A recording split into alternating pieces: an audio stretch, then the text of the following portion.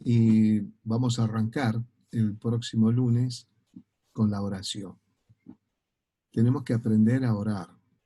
De cualquier manera, la oración tiene que ver con hablar con Dios y uno tiene que hacerlo en forma natural, ¿no? Y de eso después ya lo vamos a explicar. Sin embargo, hay conceptos que Jesús quiere que nosotros aprendamos. Y esto va en relación con lo que venimos hablando sobre los acontecimientos finales. ¿Por qué? Primero que nada, porque todo cristiano tiene que orar. Tenemos que orar, tenemos que tener comunión con Dios.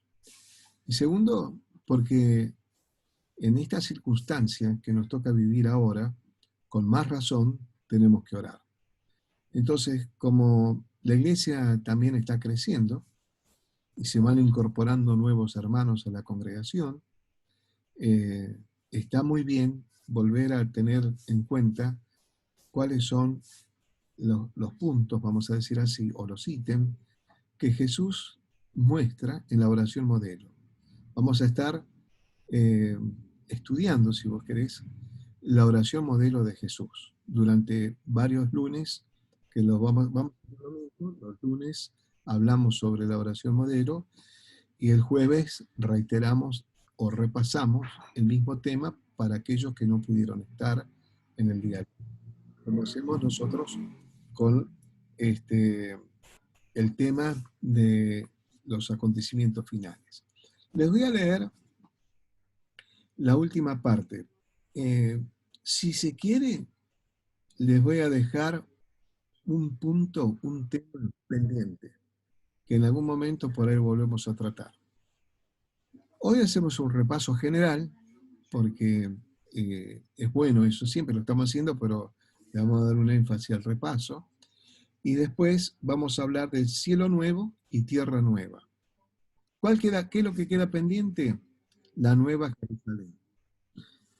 Tal vez hablemos un poquito, eh, digamos, algunas opiniones o teorías que hay acerca de la nueva Jerusalén que nos puede servir a nosotros para tener una idea básica. Pero les leo en el capítulo 21 del Apocalipsis lo que se refiere Juan, inspirado por el Espíritu Santo. Juan, acordate, en la isla de Patmos, desterrado, allí él tuvo una visión muy grande y él escribe lo que nosotros conocemos como el Apocalipsis. Él se lo conoce como revelación. Y dice así: vi un cielo nuevo y una tierra nueva. Fíjate lo que Juan, un cielo nuevo y una tierra nueva. Porque el primer cielo y la primera tierra pasaron, y el mar ya no existía más. Y yo, Juan, vi la santa ciudad, la nueva Jerusalén, descender del cielo de Dios, dispuesta como una esposa, ataviada para su marido. Y oí una gran voz del cielo que decía: He aquí el tabernáculo de Dios con los hombres, y él morará con ellos, y ellos serán su pueblo, y Dios mismo estará con ellos como su Dios. Enjugará Dios toda lágrima de los ojos de ellos, y ya no habrá muerte, ni habrá más llanto, ni clamor, ni dolor, porque las primeras cosas pasaron. Y el que estaba sentado en el trono dijo: He aquí, yo hago nuevas todas las cosas. Y me dijo: Escribe, porque estas palabras son fieles y verdaderas. Y me dijo: Hecho está, yo soy el alfa y el omega, el principio y el fin. Y dice: al que tuviere sed, yo le daré gratuitamente de la fuente del agua de la vida. Y el que venciere heredará todas las cosas, y yo seré su Dios, y él será mi hijo. Vamos a orar. Padre, te agradecemos por esta porción de tu palabra que hemos leído, y te rogamos que el Espíritu Santo siga hablando a nuestras vidas, como lo hace en cada reunión, Señor, donde nos reunimos en tu nombre, porque tu palabra respalda que si hay dos o tres reunidos en tu nombre, el Señor está con nosotros. Y yo sé que tú estás con nosotros en esta noche. Señor, te agradezco por cada hermano y cada hermana que ha llegado a esta reunión virtual. Gracias, tu bendición esté sobre ellos, sobre cada uno de ellos. También ayuda a los otros hermanos que están intentando ingresar a esta reunión, que pronto lo hagan y que juntos, Señor, como si fuéramos pequeños carbones encendidos, hagamos una gran fogata espiritual. Gracias te damos por todo. También tomamos la autoridad que nos delegaste y reprendemos toda fuerza del mal que opere en el radio de influencia de cada hogar, Señor, para que cada uno tenga la libertad de buscar tu presencia, Señor, de adorarte, de escuchar tu palabra, de disfrutar de ella, porque ella nos enriquece y nos da crecimiento y nos robustece en la fe. Señor, también reprendemos toda fuerza del mal, entonces, que opera en esa red de influencia. Y en el nombre de Jesús atamos al hombre fuerte de la ciudad, y en el mismo nombre de Jesús rompemos toda atadura espiritual, toda ligadura espiritual, toda opresión espiritual que quiere traer a memoria viejas maldiciones que ya han sido llevadas en la cruz del Calvario. En el nombre de Jesús nos declaramos libres de todo esto para gozarnos y disfrutar este tiempo en tu palabra. Te damos gracias por todo, en el nombre de Jesús, nombre que sobre todo nombre. Amén. Gloria a Dios. Muy bien, arrancamos entonces un poquito siempre como contando, compartiendo cuáles fueron las razones por las que hoy estamos hablando de esto, de los acontecimientos finales, ¿no? Y bueno, ya hemos dicho, mucho tiene que ver con esto que nos sorprende, que es la pandemia, que a pesar que ya estamos bastante tiempo compartiendo con ella, sin embargo, no nos deja de asombrar las cosas que suceden a causa de esta pandemia. Entonces vinieron las preguntas, como yo decía, las preguntas de rigor: ¿qué piensa la iglesia? ¿Qué dice la Biblia? ¿Qué dice usted, pastor? Y a muchos hermanos de la congregación, personas, inclusive personas que no son cristianas, consultaban, ¿no? Por regla general son muchos los no cristianos que consultan a ver qué opinamos nosotros, qué dice la Sagrada Escritura, cómo interpretamos lo que se está viviendo, ¿no? Entonces, esas cosas, por regla general, vienen a veces de las personas inconversas, de aquellos que no son cristianos, ¿no? Una de las cosas que por ahí no mencioné, pero que es bueno mencionarlo: la Sagrada Escritura es la revelación escrita de parte de Dios. No puede haber digamos, si hay un Dios hay una revelación. Y la revelación, una de ellas, es la revelación escrita. Por supuesto que Dios se revela también en la naturaleza, se revela en nuestras propias vidas, se revela en Cristo mismo, en su primera llegada, primera venida, en su sacrificio en la cruz. Bueno, y de ahí, bueno, encontramos muchas cosas, ¿no? La Biblia habla que el universo, justamente, habla de la creación, de la existencia de Dios. Ahora la Biblia es eso, es la revelación de Dios para los seres humanos, solamente para los seres humanos. Pero además de ser un libro que tiene esa característica de que todos sus escritores, inspirados por el Espíritu Santo, en distintas etapas del tiempo, en distintas épocas, algunas de ellas muy remotas, como la del caso de Moisés, ¿no? Y distintas culturas, ¿no? Muchos fueron reyes, otros fueron profetas, otros fueron predicadores, otros fueron evangelistas. Bueno, hay de todo en los escritores y de distintos extractos sociales, pero hubo siempre una unidad temática. ¿Cómo puede ocurrir que un libro de miles de años, ¿no?, pueda tener una unidad temática? Es impresionante, ahí es donde vos ves lo sobrenatural. Pero no es un libro científico, no pretende ser un libro científico. Lo que pretende ser simplemente es que sea la revelación de Dios para nuestras vidas. Y esto es importante saberlo, porque muchas veces nos forzamos a la Sagrada Escritura para presentarlo como si fuera un libro científico. No, no es un libro de ciencia. Es un libro que nos revela a nosotros, por supuesto, el tema principal que Dios tiene con los seres humanos, que es su redención, ¿no? Eso muy importante que nosotros lo tengamos en cuenta.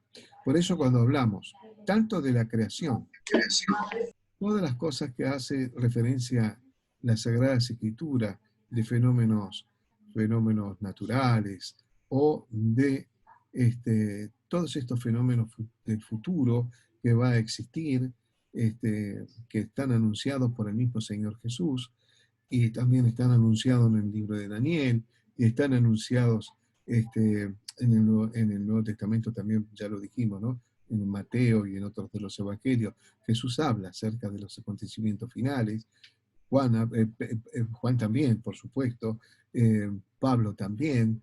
El Apocalipsis nos puede ayudar mucho para entender los acontecimientos finales, ¿no?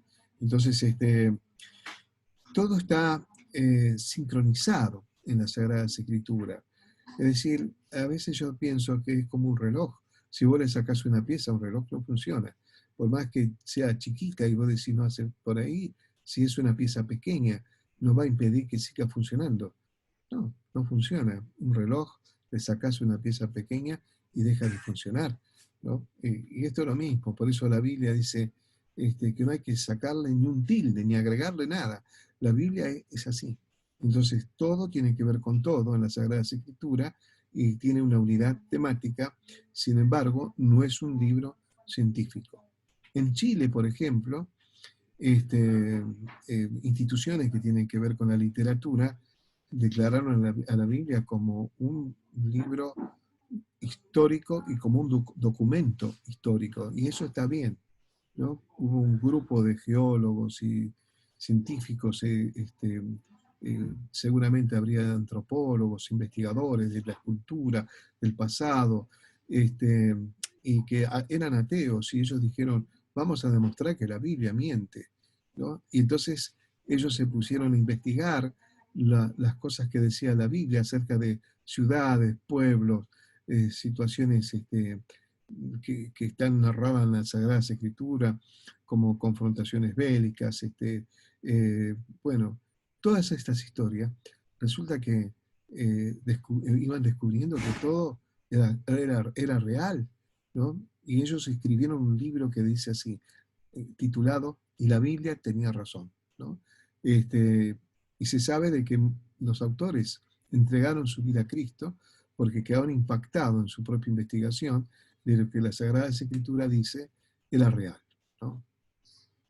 Por ahí era un concepto bueno que muchos de ustedes ya lo saben, pero es bueno recordarlo, y otros quizás es una novedad y es lindo que lo sepas. Sin embargo, aunque no es un libro científico, habla de las cosas que va a pasar, como te dije antes. Y Jesús era el primero que empezó a hablarle a los discípulos directamente, ¿no? Acerca de los acontecimientos finales. Entonces, porque los discípulos tenían preguntas. Entonces, las preguntas eran, ¿cuándo va a volver el Señor Jesús? ¿Cuándo iba a pasar eso que él mencionó de que no iba a quedar piedra sobre piedra del templo que estaba en Jerusalén? ¿Y cuándo sería el fin? ¿No? Y hasta el día de hoy muchos se preguntan, ¿cuándo será el fin de los tiempos? ¿No? ¿Cuándo será el fin del mundo? Lo habré escuchado tantas veces hablar del fin del mundo. ¿Te acordás? Creo que fue en el en 2012, si no me equivoco, fue cuando muchos pensaban que una profecía de los aztecas se iba a cumplir y iba a venir un gran cataclismo sobre la Tierra y probablemente terminaría con la raza humana, ¿no? Eso, la gente estaba asustada también, ¿no? Es decir, algo presiente el ser humano con respecto al fin de los tiempos, ¿no? Y, y le pasaba lo mismo también a los discípulos. Entonces ellos preguntaban estas cosas. Jesús les explicaba, ¿no?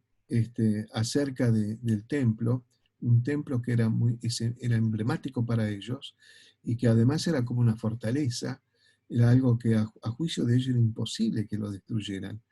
Sin embargo, cuando las tropas romanas entraron en el año 70, derribaron ese templo. Y la verdad, hasta el día de hoy lo que quedó, tendría que averiguar bien si no reconstruyeron parte de esos muros, ese famoso muro de los lamentos, tiene que ver con aquel templo que fue destruido, ¿no?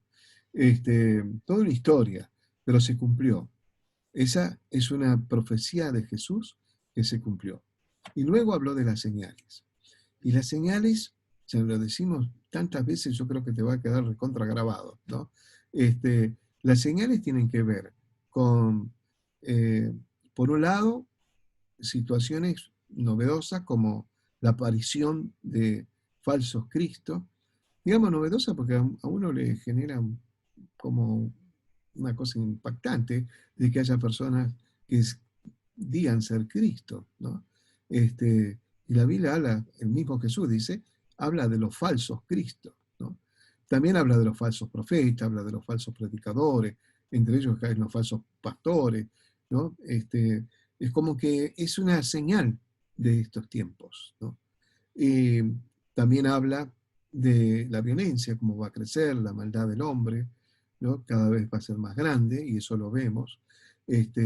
Cómo se ponen padres contra hijos, hijos contra padres, y eso también no lo tomo en forma totalmente literal, porque también existe eso, de padres contra hijos, hijos contra padres, sino también es como visualizar a la juventud contra la gente más grande, y la gente más grande contra la juventud, es decir, como que estas son cosas que están sucediendo ahora, ¿no? Y después habla de las calamidades, ¿no? Como producidas por la guerra, porque dice habrá guerra, rumores de guerra.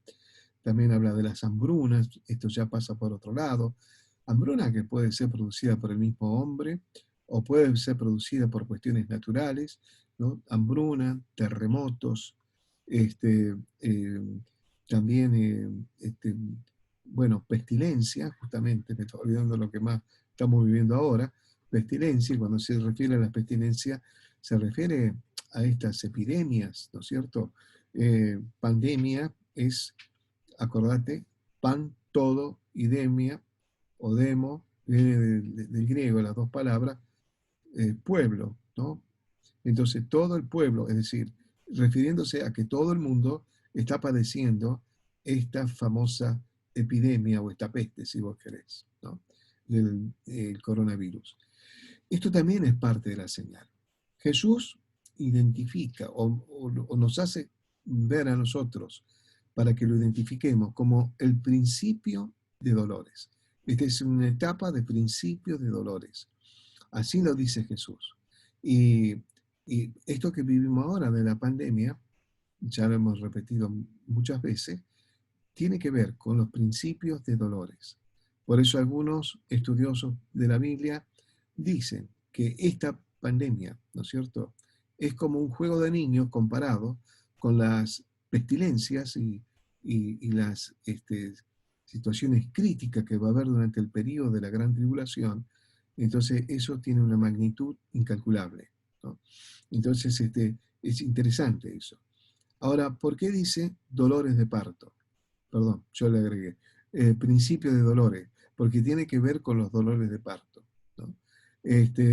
Siempre está la figura de una mujer que va a dar a luz y, y que vive estos procesos del alumbramiento, ¿no?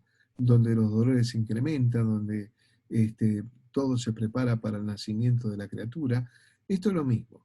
Es decir, el mundo es como que se prepara para el advenimiento de Cristo y ya es como la antesala de lo que va a venir hasta que se produzca lo que vamos a ver hoy, nuevos cielos y nueva tierra, ¿no? En este tiempo, nosotros lo que vemos es que cada vez es más intensivo cada una de estas cosas que el Señor Jesús habló. Son más intensivos los terremotos, son más intensivas las guerras, son más intensivos las epidemias, son más intensivas las hambrunas. Bueno, cada vez son más pronunciadas, ¿no? Más pronunciadas. Eh, este, Cuando se habla en este tiempo, ¿no? La posibilidad de que haya detrás de todo lo que se vive sobre el virus, que probablemente haya una especie de conspiración. No sabemos, no tenemos la menor idea. Nosotros lo que hacemos, yo personalmente lo que hago, es guiarme por lo que dice la Sagrada Escritura que es fiel, ¿no? Este, pero, digamos, si le dan una razón, vamos a decir, una razón por qué existe todo esto que está existiendo, eh, es como que si fue producido por el hombre es para achicar la población del mundo. Algunos dicen eso, ¿no? Producen las guerras también. A veces es un equilibrio natural que nosotros no nos damos cuenta. Todo puede ser, ¿no? Eh, lo interesante es que, miren, yo no quiero meterme en política, no es mi idea, pero circuló hace poco tiempo uno de los discursos del general Perón, y el general Perón dijo que la población del mundo está creciendo, y él decía, tenemos que pensar las naciones, sentarnos y ver cómo solucionar el problema, porque la gente porque va a escasear el alimento, ¿no? Entonces, si no es muy fácil, dijo él, larguemos una bomba atómica y bueno, y los que sobrevivan tendrán una vida más cómoda porque vamos a tener un mundo con menos gente, ¿no? Claro, lo dijo en forma irónica, por supuesto, ¿no? Este, pero el mundo piensa estas cosas, ¿no? El mundo está pensando. Por eso que las hambrunas también van creciendo. Hasta hay series de televisión que hablan sobre el hambre, ¿no? El juego del hambre, por ejemplo, ¿no? Es decir, que el hambre también se va incrementando. Eh, Todo esto habla acerca de que el Señor viene pronto. Esa es la idea. Esa es la idea que Cristo quiere para que nosotros tengamos presente. El Señor no revela qué día, qué hora, en qué momento va a venir a esta tierra, a buscar a la iglesia, acordate. No lo revela, no lo sabe absolutamente nadie, ni los ángeles del cielo. Es decir, si viniera un ángel y se te presentaría y dijera, mira, yo sé cuándo va a venir Jesús, no le creas, aunque esté vestido de luz, ¿no?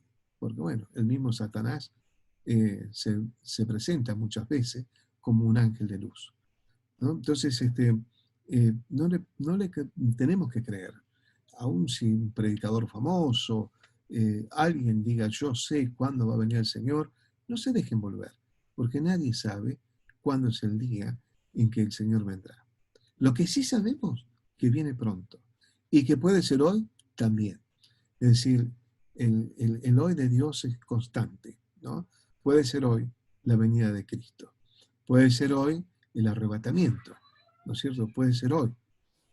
Bueno, uno piensa también y dice, probablemente esta pandemia pase pronto, o en algún momento, vamos a decirlo de otra forma, va a pasar seguramente, y va a estar habilitada la iglesia para extender el reino de Dios otra vez.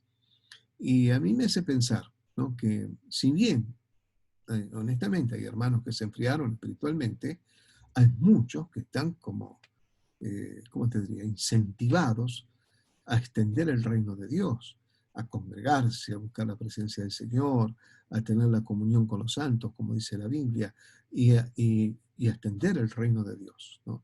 Ver como que de verdad es una emergencia y que tenemos que urgente extender el reino del Señor, ¿no? Entonces, va a haber un impulso muy grande de muchas personas que van a querer predicar el Evangelio de todas las formas posibles.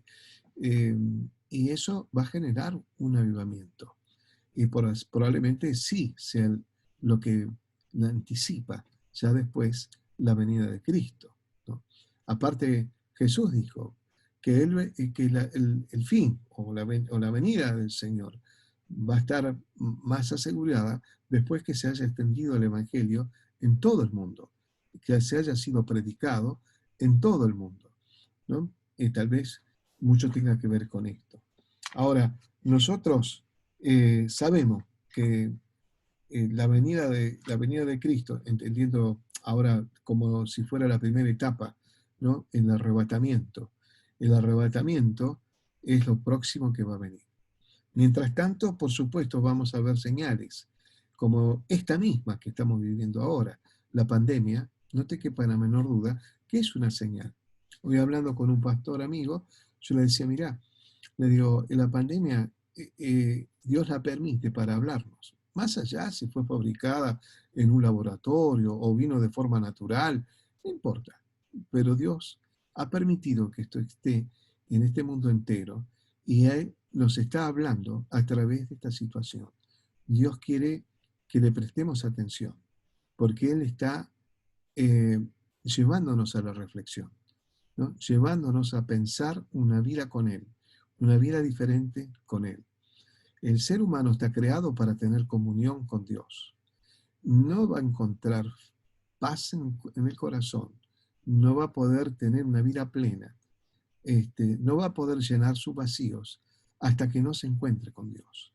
Por eso yo creo que en su amor y su misericordia permite esto para que todos, sin excepción, todos los seres humanos, de toda raza, de toda lengua, nos empecemos a recordar que hay un creador, ¿no? Hay un creador. Y yo estoy seguro, y lo digo con todo respeto, ¿no? Que hasta un agnóstico o un ateo sabe que hay un creador, ¿no? Por ahí pasa también hasta lo psicológico, ¿no? La negación. Negar porque me conviene, negar porque yo quiero mi libertad, negar porque no quiero que nadie me controle, negar porque no quiero que nadie me juzgue, ¿no? Negar a Dios, pero bueno, eh, eh, es imposible, aunque lo neguemos, Él existe, Él es real, ¿no? Este, muchas veces decimos, si, si, si David cuando se enfrentó a Goliat, o cuando vio a Goliat que desafiaba a las tropas de Israel, él hubiera dicho, bueno, no existe, no le demos artículo porque no existe, no existe. Cierra los ojos y puede decir, no existe, no existe. No existe, está ahí. Y Dios existe. Podemos negarlo, podemos decir que no, podemos pedir pruebas y un montón de cosas, pero existe.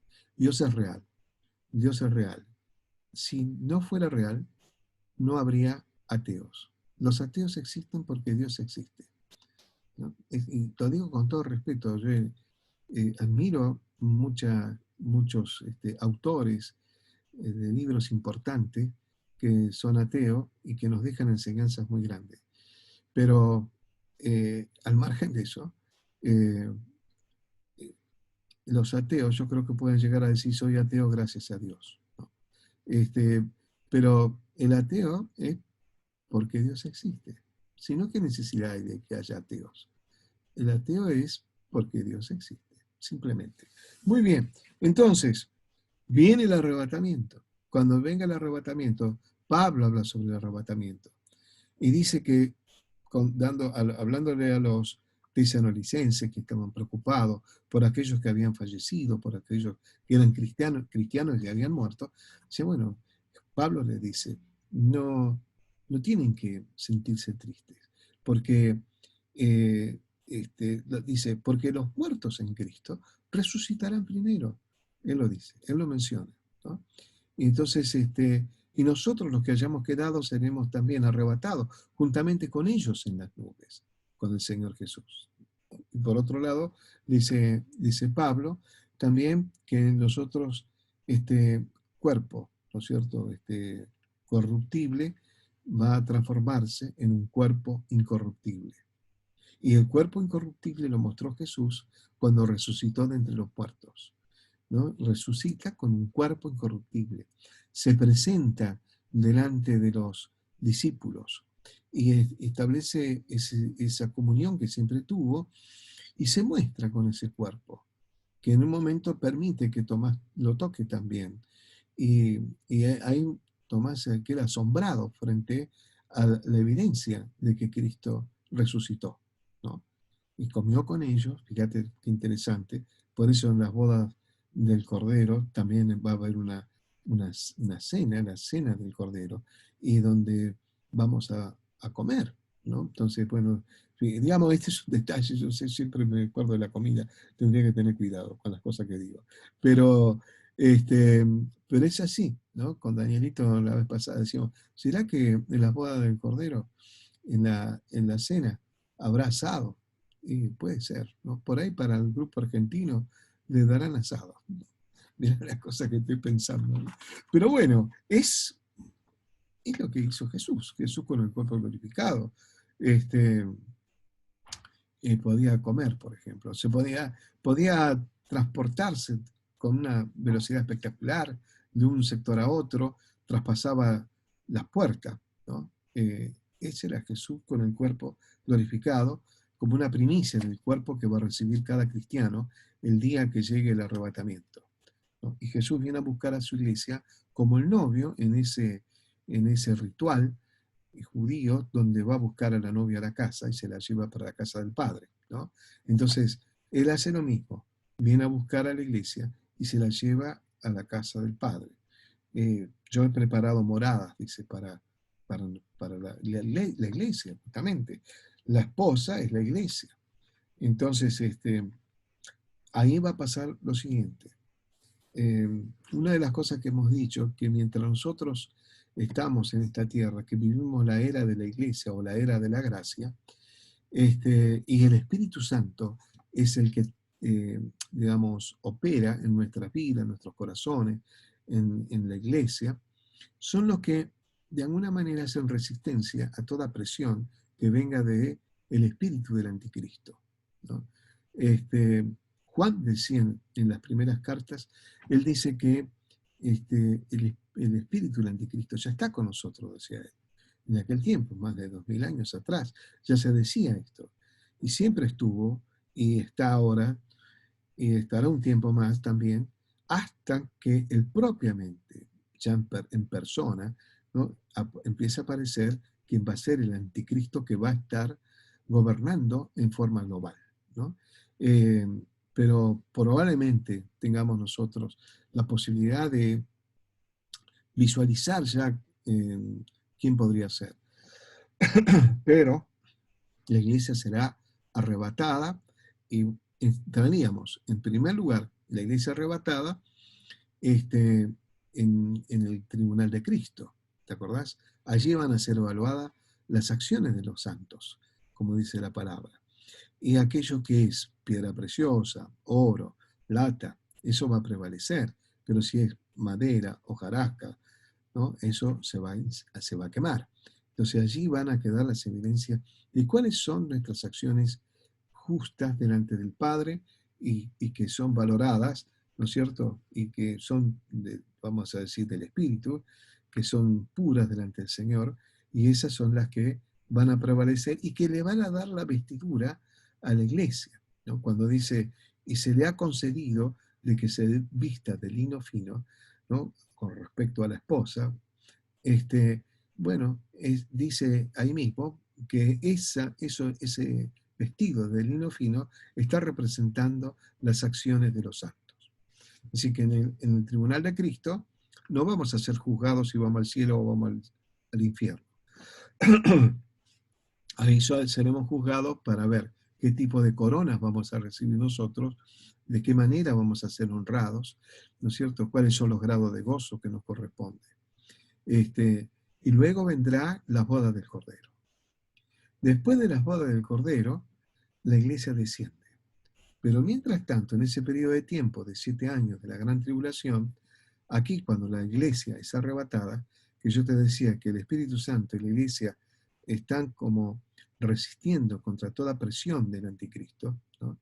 En ese momento, cuando la iglesia es levantada y el operar del Espíritu Santo ya no está, entonces ahí viene el avance tremendo del anticristo, y a mí se me ocurre pensar que al otro día, después del arrebatamiento, ya se establece un gobierno global donde el anticristo va a estar a la cabeza, ¿no?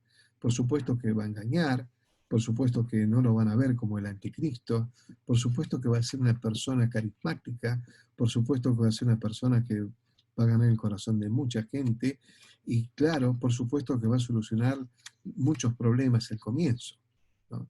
Entonces eso va a hacer que muchos le sigan, ¿no? El anticristo está representado en los primeros 4 sellos de los 7 sellos que se derramarán sobre la tierra, que es el primer juicio sobre la tierra. Y el primer jinete ¿no es cierto? O mejor dicho, los primeros sellos, los primeros 4 sellos, se refiere a los 4 jinetes del Apocalipsis.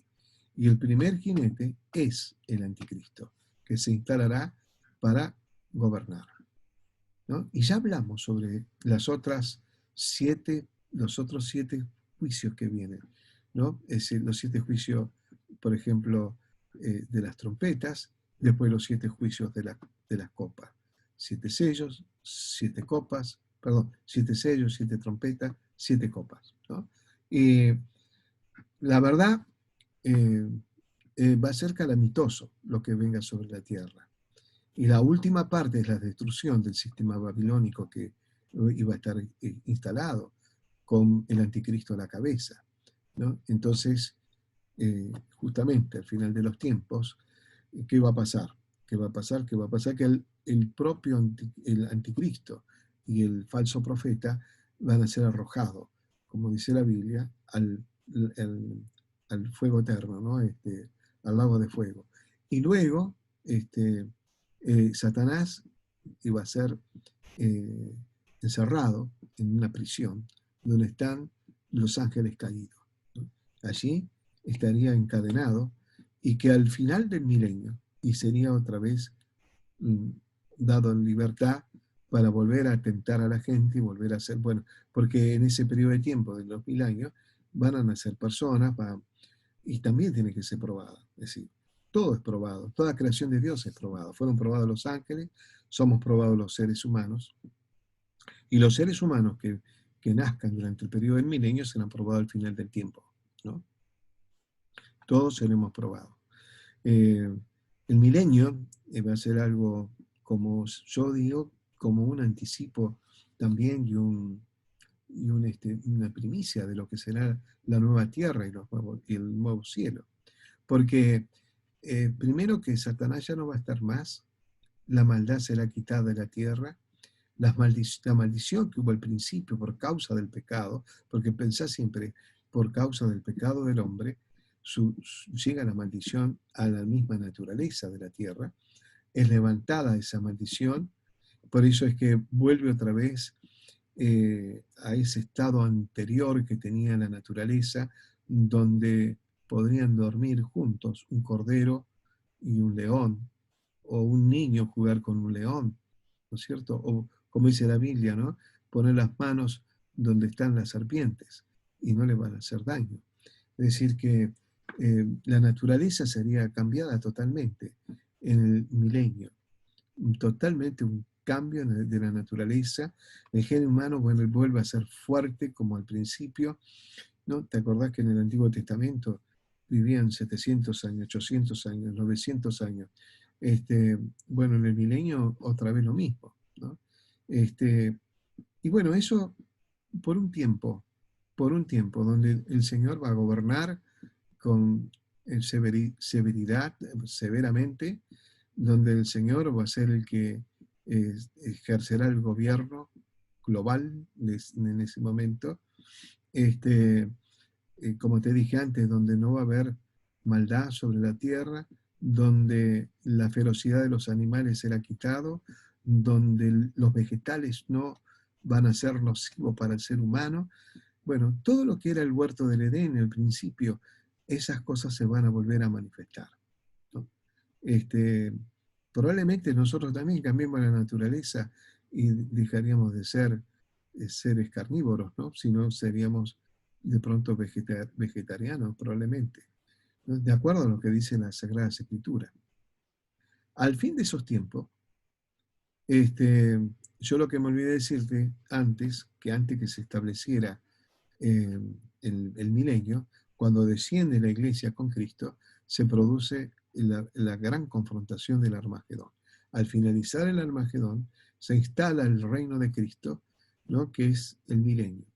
Pero después, al final del milenio, Satanás se suelta otra vez, prueba gente, arrastra gente también, lamentablemente, y después ya viene el juicio final, ¿no? El juicio del gran trono blanco. Y el juicio final no es para nosotros, sino para aquellos que rechazaron a Jesús siempre, ¿no? Aquellos que no aceptaron a Cristo, aquellos que le rechazaron. Pero también tendrán un juicio. Y yo te decía que te iba a leer algo de Kant, ¿no? Es interesante. Eh, Tengo acá una notita que dice, cientos de años atrás, el filósofo prusiano Immanuel Kant hizo la pregunta, ¿qué sería necesario para que la ética fuera realmente significativa? Para que la humanidad tenga una verdadera ética y para que la ética sea significativa, Kant dijo que debe haber una verdadera justicia. Pensá, actualmente, ¿hay una verdadera justicia? Vamos a ser honestos. Menos mal que hay cierta justicia, tiene que haber, ¿no es cierto? Pero no es una verdadera justicia. Kant razonó que si la gente buena sufre y los injustos prosperan, no hay razón práctica para ser ético. Fíjate qué interesante lo que decía. Y sigo leyendo un poquito más. Este, pero Kant, luego hizo otra pregunta. ¿Qué se necesita para que la justicia sea verdaderamente real? Kant observó que este mundo muestra que la justicia no siempre prevalece. Por lo que Kant dijo que para que la justicia sea real debe haber vida después de la muerte. Mirá lo que pensaba. Donde la verdadera justicia es impuesta. Kant razonó que debe haber un juicio en la próxima vida para todos los que hayan vivido. Y dijo Kant que ese juicio debe ser perfecto. Pero para que ese juicio sea perfecto, Kant dijo que debe haber un juez perfecto, uno que conozca todos los hechos de cada caso. Y eso significa que el juez debe poseer todo el conocimiento para que ningún hecho se escape de su conocimiento. Eso, sin embargo, aún es insuficiente para tener verdadera justicia. Kant comentó que un juez puede tener todos los hechos de un caso, pero si es corrupto, la justicia nunca se alcanzaría. Por lo tanto, el juez también debe ser justo. Sin embargo, eso todavía no es suficiente para tener una verdadera justicia. El juez justo, que todo lo sabe, dijo Kant, también debe estar en una posición donde no haya fuerza que pueda oponerse a su acción y decisión. Debe tener un poder ilimitado, que nada y nada sea capaz de resistirlo, para que así se pueda asegurar que se haga justicia. ¿No? Qué bárbaro. Es interesante, yo no sé si vos sabías, pero Kant creía en las Sagradas Escrituras reveladas por Dios. ¿No? Este, Fíjate cuáles son sus razonamientos acerca de la justicia. Y Dios es un Dios justo. Por eso hace eh, un tribunal, ¿no es cierto?, para juzgar a los inconversos, para juzgar a los que le rechazaron, para juzgar, para no ser injusto, ¿no? ¿Y qué es lo que se juzga? Bueno, el grado de responsabilidad de cada vida. A veces nos olvidamos, la vida es un don de Dios. La vida nos regaló el Señor para que nosotros la administremos. Nosotros siempre decimos, yo con mi vida hago lo que quiero, por ejemplo, ¿no? Y no es nuestra vida. Dios nos dio una vida, en un sentido es nuestra, pero en realidad es para administrarla, porque nosotros no sabemos cuándo el Señor nos viene a buscar, ¿no? Y la vida le pertenece a Él. En la Biblia hay un caso donde dice que un hombre que llegó a enriquecerse, a acumular mucha riqueza, y al final, cuando ya vio que estaba con tanta abundancia, dijo, bueno, alma mía, regocíjate, ¿no? Con toda esta riqueza, y dijo, necio, le dijeron, esta noche vienen a buscar tu alma. ¿No? Entonces, en realidad, la vida no es nuestra. Nosotros somos los administradores de este don que se llama vida. Por eso vamos a ser todos juzgados. Los cristianos en el tribunal de Cristo y los no cristianos en el gran trono blanco, ¿no? Y será juzgado y a cada uno se le dará de acuerdo a sus actos, a sus acciones, a sus hechos. Y allí prevalecerá, por supuesto, la verdadera justicia. Ahora, ¿qué va a pasar? Nosotros leíamos recién, nuevo cielo y nueva tierra. Nuevo cielo y nueva tierra. Y en esto, claro, todos los que estudian los acontecimientos finales Eh, por supuesto, como siempre también decimos, en todo esto que es acontecimientos finales, no podemos ser dogmáticos, ¿no? Dogmáticos podemos decir en cuanto, no sé, a los atributos de Dios, podemos ser dogmáticos en cómo está representado Dios en la Sagrada Escritura, ¿no? En tres personas, el Padre, el Hijo y el Espíritu Santo. Eh, Podemos hablar sobre la actividad del Espíritu Santo, podemos hablar de la eficacia del sacrificio de Cristo en la cruz. Y todas estas cosas son dogmáticas. Esas sí son dogmáticas. Pero cuando hablamos de los acontecimientos finales, nosotros pensamos y creemos por el sustento bíblico de que estamos lo más cercano de lo que es la realidad de lo que va a venir. Pero otros interpretan de otra manera y ahí donde nosotros no tenemos que ser dogmáticos y faltarle respeto al otro, para nada. Tenemos que ser respetuosos con los otros cristianos que por ahí tienen una mirada diferente, ¿no? Esto es importante, digo, porque ahora entramos en un tema interesantísimo, nuevo cielo y nueva tierra. Nuevo cielo y nueva tierra. Este, ¿Por qué es necesario un nuevo cielo y una nueva tierra? Si pensamos en la tierra, es obvio que a causa del pecado del hombre, la tierra, ya lo dijimos, fue maldecida y si bien después se levantó la maldición y demás, se vivió un milenio, eh, es como que quedó contaminada, por decirlo así. Y el Señor prefiere purificar todo y crear una nueva tierra, ¿no? Y también un nuevo cielo. Y el nuevo cielo uno dice, ¿pero por qué? Este, Primero, que si uno piensa dónde está el Señor, si bien está en todos lados, pero como que sucede importante está en el cielo, ¿no? Este, Después, el hombre no salió muy lejos de su planeta, ¿no? Entonces, si bien la Biblia dice, ¿no?, que el hombre puede hacer morada en las estrellas, y de ahí será bajado, dice la Biblia, ¿no? Es decir, que todavía está la posibilidad que en algún cuerpo celeste, ¿no?, el hombre instale sus bases y haga ciudades o haga algo, ¿no? Este, pero es como que el universo, si vos querés, no está contaminado por el hombre, pero sí la tierra. Entonces, ¿a cuál cielo se refiere? Bueno, es interesante porque en la Biblia habla de tres tipos de cielo. El primer cielo es el cielo de las aves, el cielo de las nubes. Vos fíjate que te lo hablo con tanta sencillez porque la Biblia está de esa manera. Por eso yo te venía diciendo que la Biblia no es un libro científico.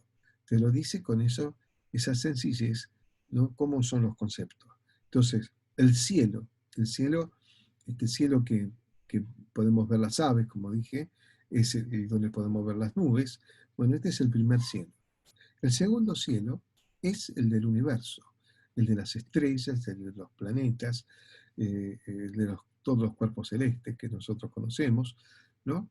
Y bueno, ese sería el segundo cielo. Y el tercer cielo es donde está Dios, ¿no? Con todos los seres angelicales o seres celestiales, ¿no? Este, eh, Me hacía pensar un poquito, ¿no? Porque eh, dos cosas. Una es, hace poco vi una película que es una película basada en hechos reales de Estados Unidos, ¿no? Creo que se llama, si no me equivoco, UFO, no me acuerdo bien, pero quiere decir como ovni en el castellano, ¿no? Se refiere a la posibilidad de la existencia de extraterrestres, ¿no? Este, la Biblia, como te dije al principio, está creada para los seres humanos, ¿no? No hablan, no dice nada acerca de la existencia de otros seres, salvo los seres celestiales, ¿no? Pero no habla de existencia en otro lugar del universo. Tampoco lo rechaza la Sagrada Escritura. Muchos pastores piensan que directamente no, y algunos teólogos también aseveran que no. No sé, ¿qué quiere que te diga? No sé. Hay un pastor que se animó a escribir de que aquella parábola de las 100 ovejas, ¿no? Que las 99 las dejó en el corral y fue a buscar la que se perdió, dice, podría ser que en el universo haya 99 civilizaciones y fue a buscar a la Tierra, ¿no? Que estaba perdida, es decir, nosotros. Eh, no sabemos, no, yo no me quiero meter en un lío que después no sabemos cómo salir, ¿no? Pero eh, tampoco por ahí tendríamos que ser tan arrogantes y pensar que somos el ombligo del universo, ¿no? Este, que habrá alguna razón porque Dios creó semejante universo, seguramente. Pero fíjate que hay algo más allá del universo y que sería donde Dios está instalado con los seres celestiales. Allí está Dios. Ese es como si fuera su sede principal, ¿no? Este, ahora, es interesante porque los científicos también están hablando de la posibilidad de otros universos y de universos paralelos, ¿no? La ciencia está como eh, percibiendo que hay algo más. Bueno, la Biblia lo dice bien clarito y lo dice con palabras muy sencillas. Primer cielo, el cielo de las aves, de las nubes, que se está contaminado por el hombre, por eso es de nuevo cielo. Entonces, muchos autores dicen, cuando dice nuevo cielo, se refiere a ese cielo, al cielo de las nubes, al cielo de las aves, que juntamente con la tierra, ¿no? Van a ser nuevos cielos y nueva tierra, ¿no? Lo otro no se tocará, por supuesto. Y esa es la idea que tienen muchos autores, como yo te decía. ¿Cómo será esa nueva tierra? ¿No? Está relacionado con el concepto del cielo, ¿no? El concepto de cielo, relacionado una cosa con la otra. Lo que sí, la Biblia nos revela que eso va a ser una hermosura, una belleza. Este, pero, claro, es como explicaba el autor de uno de los libros sobre Apocalipsis, ¿no? A ver si lo tengo acá para decírtelo y te lo recomiendo. Eh, algunos temas, sobre todo los últimos, los saqué de acá, Apocalipsis, ¿no? Bueno, ahí quizá lo ves al revés, de Werner Niesel. Él es un muy buen hermano, un hermano que muy claro con la doctrina.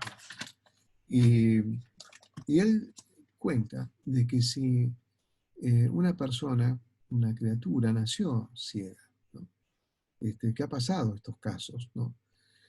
Y que de pronto, para algunos médicos, eh, han estudiado esos casos y en algunos casos le encontraron una salida y sometieron a esa criatura a una, por ahí ya siendo grande, ¿no? Este, creció siendo no vidente y después a una edad apropiada que se podría operar, lo operaron y recobró la vista, ¿no? Dice, imagínate cómo se sentía ese muchacho. Y dice, él habla de un caso donde el muchacho se enoja con la mamá. ¿Cómo no me contaste la belleza que es la naturaleza de este mundo? Tan hermoso, qué hermoso que es, ¿no? Y eso me hace acordar a otro que también iba en un tren, ¿no? Y cada tanto miraba hacia el campo y decía, uy, qué hermosa vaquita, y estaba enloquecido. Viste que siempre hay gente que se fastidia a veces.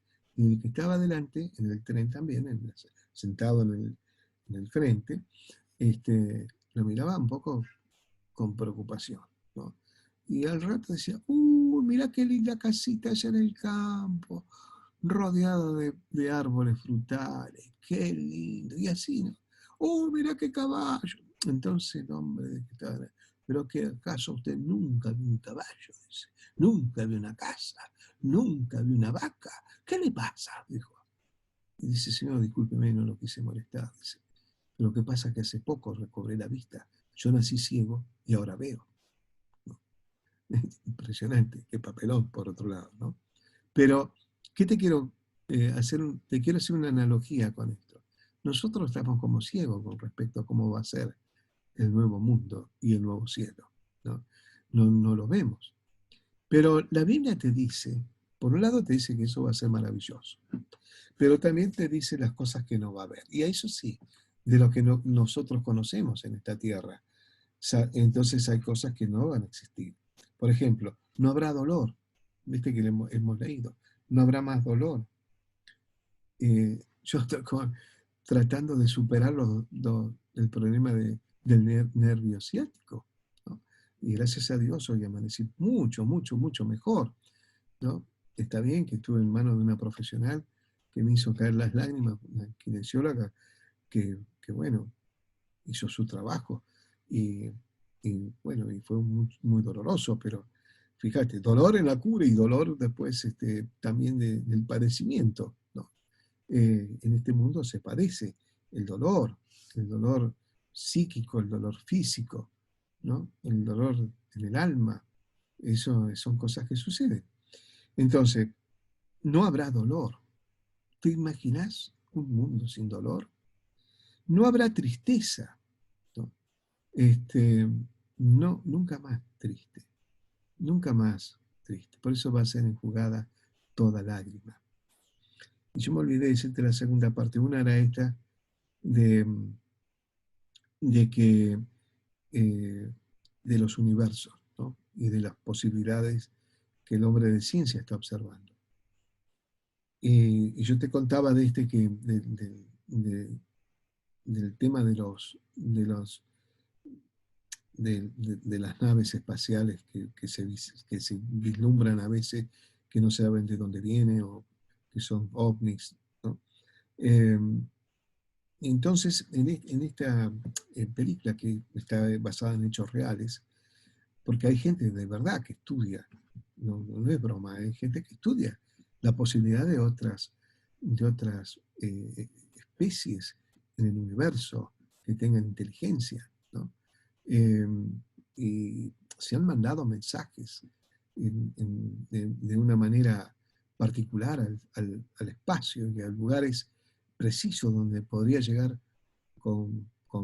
digamos, de la manera más rápida posible, ¿no? Pero no sé, creo que hay una que llegaría dentro de 28 millones de años, ¿no? Este, pero algunos dicen, ¿qué pasa si en lugar de nosotros esperar que lleguen el mensaje a aquellos lugares que posiblemente en el universo haya población, haya gente, haya vida, ¿no? ¿Qué pasa si ellos vienen? Y yo también me pregunto, ¿qué pasa si ellos vienen y son superiores a nosotros y tienen por ahí las picardías nuestras? ¿No será que nos querrán dominar, por ejemplo? Pero si vos querés, y pensás que es para beneficio de los seres humanos poder tener contacto con otro tipo de especies, ¿no es cierto?, con vida en el universo, ¿por qué no se te ocurrió buscar a Dios? ¿Por qué no acercarte a Dios? Si vos querés, es extraterrestre porque no es de esta tierra, aunque Él está en esta tierra también. ¿Por qué no se te ocurrió que Él se acercó primero a nosotros? Él se acercó primero a nosotros. Es más, dio su vida en la cruz del Calvario. Murió por nosotros. Primero que nos creó, que nos creó el universo, creó la tierra, por supuesto, y nos creó a nosotros, y nos formó y nos diseñó antes de la conformación del universo, y nos dejó una revelación. Es decir, no tenemos que, si alguno no creo que esté pensando en eso, posiblemente sí también. No es necesario tirar una nave al espacio para encontrarnos con Dios. Nos podemos encontrar aquí en esta tierra. Pero ya el Señor nos dijo lo que va a suceder. Entonces, en ese nuevo mundo, como te decía, no habrá dolor, no habrá tristeza, no habrá tentaciones. Hablamos el domingo sobre la tentación que recibió José, ¿no? Que tuvo el valor de huir de la tentación, porque todos tenemos tendencia pecaminosa. La tentación en sí mismo no es pecado, ¿no? Digo por si alguno se piensa, me vi tentado, qué mala persona soy. No, no sos mala persona. Lo que pasa es que nos vemos tentados. Este, eh, no habrá mar, dice también, pero cuando habla del mar, los teólogos o los entendidos dicen que se refiere a que no habrá más tormenta, ni malestar, ni separación. Es decir, que va a ser una vida hermosa, porque no sufriremos esos malestares que sufrimos en esta tierra, ni las tormentas que vivimos acá, tormentas, no me estoy refiriendo a las tormentas naturales, sino a las tormentas humanas que nos toca vivir en nuestras relaciones y en nuestras tormentas en la vida, cuando padecemos algún problema de salud, porque no va a haber más muerte, ¿no? Pensar que la enfermedad que es producto de nuestra inclinación pecaminosa y también, por supuesto, es, es producida por el mismo enemigo de nuestras almas, ¿no? Pero ya no se va a sufrir todo eso, ni la muerte, porque vas a ser un ser eterno. ¿Cómo será eso? Bueno, habrá que esperar, ¿no? Pero sabemos que viene un hermoso porvenir. La Biblia tiene preparado, la palabra de Dios nos dice que Dios tiene preparado, ¿no?, un precioso porvenir para sus hijos, para la iglesia. Seguramente, quédate tranquilo o tranquila, que va a haber mucha actividad en el cielo. No sabemos cuáles serán los propósitos después, pero seguramente Dios tiene un gran plan para todos nosotros, un gran proyecto hacia el futuro, ¿no? Primero teníamos que ser probados, como los ángeles fueron probados. Nosotros los seres humanos también somos probados. Toda creación de Dios fue probada, ¿no?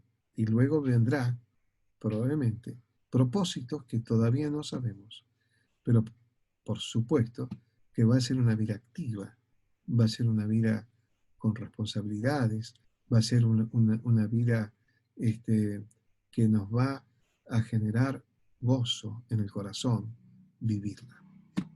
Muy bien, ahora sí, ya hemos hablado sobre esto.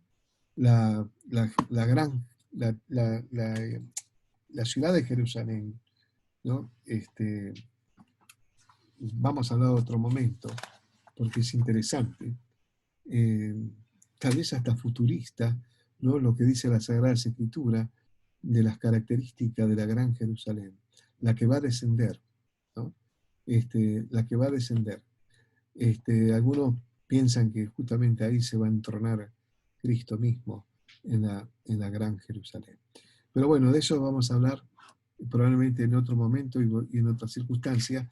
Ya lo vamos a dejar, vamos a hablar, como te dije, el próximo lunes vamos a entrar a hablar sobre la oración, ¿eh? Muy bien, ahora sí vamos a ver si podemos ver a todas las caritas.